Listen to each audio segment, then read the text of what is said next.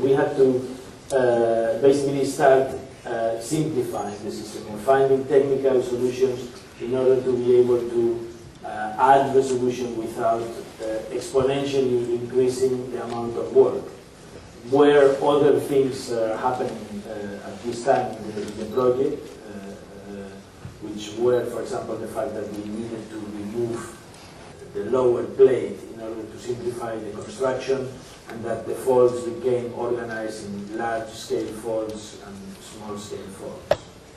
And this was basically, I think, technically speaking, for me, the most important moment in the evolution of the project, which is the moment in which, in order to avoid this complexity that is generated when you try to keep adding resolution, to keep adding more and more parallel sections to define the form, but each one of these parallel sections is producing a section that is, because the geometry is curved, the parallel sections are always differentially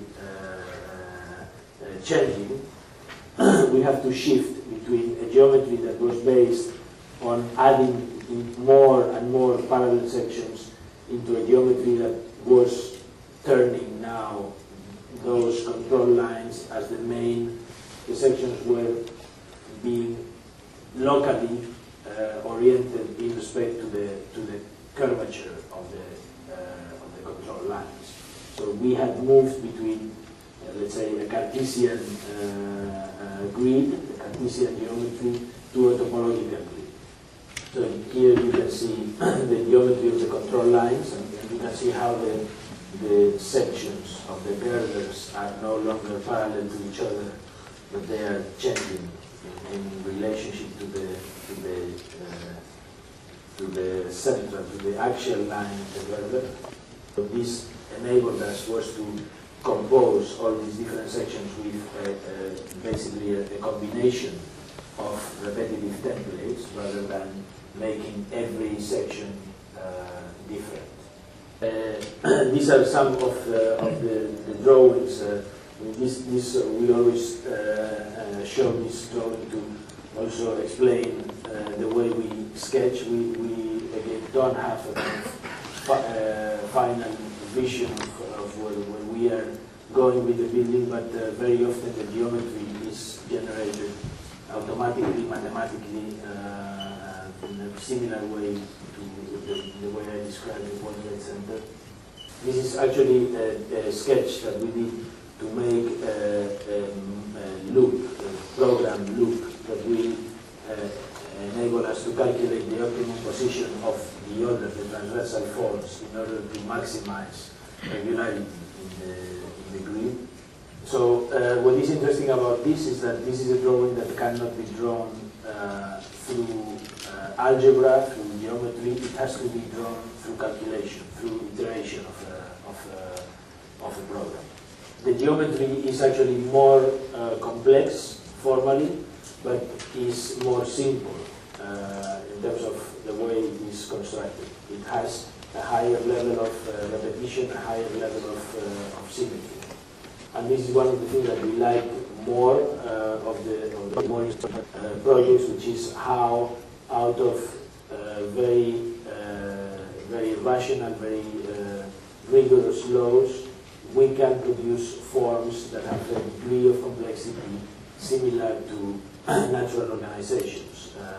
The history of architecture has been traditionally divided between, let's say, the rationalist architecture and the organic architecture, or those who impose linear artificial organizations and those who mimic nature. And we think that the computer or the programs, these machines that have enormous capacity to calculate, potentially will allow us to explore a third way in between these two, in which very complex organizations are generated not by mimicking, not by copying nature or imagining or sketching or forming things randomly, but on the contrary, with a very rigorous procedure. So now I'm going to show the construction. The building had to be piled very deep into the water, 60 meters piles in some areas. So this is the height of the building, and this is the height of the pile. This is the construction, fabrication of the girders, actually in the Samsung factory in Korea. There were some of the pieces that were coming out of the factory, and they were being placed on site with cranes. This is a short video that shows how the pieces were lifted from the ships. You will not see the whole video because the scale of the chunks of building that were being produced. More pieces of the assemblage of these girder pieces, these large-scale folds. Girders coming out of the foundation. And here you can see already the two sets of longitudinal girders on site, and some of the transversal folds starting. This is the placement of the folds, where they form the web of the floors. You see the vaulted shape on the upper floor and the flat shape of the lower one, but basically following the same system, the same typology of structure.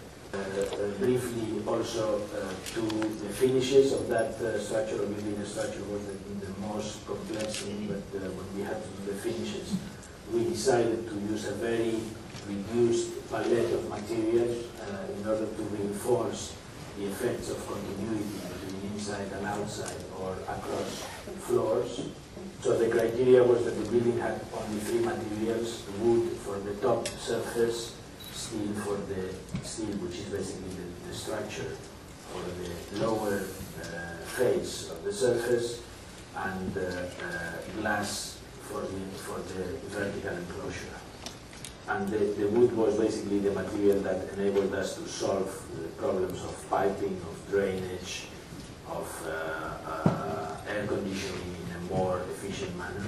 So you can see how the details, the sets of details, the same detail deformed or adjusted to meet local conditions. So it's kind of gradients of details rather than types, separate types of details. These are the details for the wood deck. And these are some images of the wood deck. The glazing, the same concept for the glazing. We try to avoid having any frames, or as little frames, steel frames as possible, to play only with glass. And when the glass needs to increase its resistance to lateral stresses, fold the glass the same way we were folding the steel to produce the structural strength. Here you see the flat glass when it is low, and folded glass when it is taller planes, taller openings. And for example, the railings, which were like the glass, another important vertical material that we also solve using always the same organization, this kind of V type of connection that enables us to diminish or reduce to half the amount of contacts between the railing and the deck. That for me is one of the most interesting elements of the building, because we had to regularize the construction of the railing, so we had to use 7 different radiuses of railing, and those 7 radiuses of railing had to negotiate with the slopes and the landing areas that were required by regulation, and they produce things like this. What I like of these railings is that the first time we saw them, we thought they were wrong. So it's almost like we had we could not possibly design these railings by having an image a priori. This element of surprise of the project is what we like about breeding buildings. So more images of this strange element. Finally, the last cars and the activity being deployed into the project. Sometimes doing strange things. Sometimes doing things that we also imagine they were going to do. So this lecture has obviously no end. It's a kind of breeding process, it's a continuing process, and this is simply the last document of the lecture.